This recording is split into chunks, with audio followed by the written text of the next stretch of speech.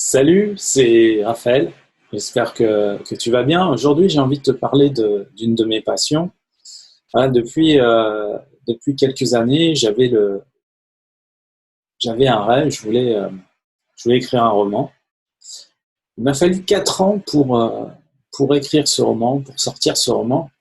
Et au moment où j'ai décidé de enfin publier ce roman, je me suis retrouvé confronté à un souci, c'est que je ne savais pas comment faire pour le publier, je ne savais pas si je devais passer par une maison d'édition, si je devais passer par CreateSpace, autrement dit Amazon KDP, ça s'appelle comme ça aujourd'hui. Donc j'ai fait mes recherches, j'ai suivi des formations, et puis finalement j'ai réussi à publier mon livre sur Amazon KDP. J'étais tout fier, c'était mon premier roman, et comme tous les auteurs qui sortent un livre, eh bien, j'espérais être un jour best-seller. Et puis, à part les premières ventes que j'ai faites grâce à mon entourage, j'ai pas vendu grand-chose en fait. J'ai pas vendu grand-chose, et du coup, la frustration a grandi peu à peu. Et je suis allé m'enseigner, je suis allé sur Google, je suis allé voir. J'ai tapé comment faire pour vendre des livres, etc. Et de fil en aiguille, avec les suggestions automatiques des algorithmes, on m'a proposé des vidéos sur les livres low content. Alors c'est vrai que c'est quelque chose auquel on ne pense pas forcément.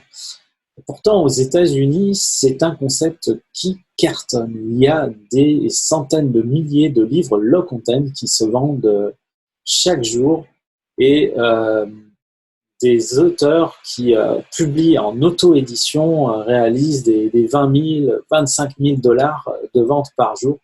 C'est hallucinant. Ils sont best-sellers dans plusieurs catégories.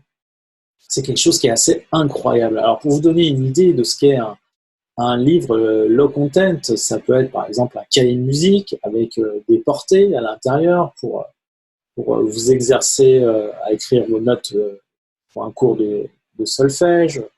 Ça peut être un cahier de notes, ça peut être un journal intime, ça peut être un livre d'or pour un mariage par exemple. Ça peut être aussi un cahier de coloriage. Il y a plein de possibilités. Et aux États-Unis, il y a à peu près une trentaine de catégories. C'est quand même un marché qui est incroyable. Du coup, je me suis formé sur le marché US, et j'ai testé. Avec mon ami Nicolas, on s'est refilé quelques tuyaux. On a démarré à peu près ensemble. Et les résultats ont été là, c'est-à-dire que, par exemple, pour Nicolas, il s'est retrouvé best-seller, pas plus tard encore qu'hier, on l'a découvert ensemble, il s'est retrouvé best-seller dans une catégorie.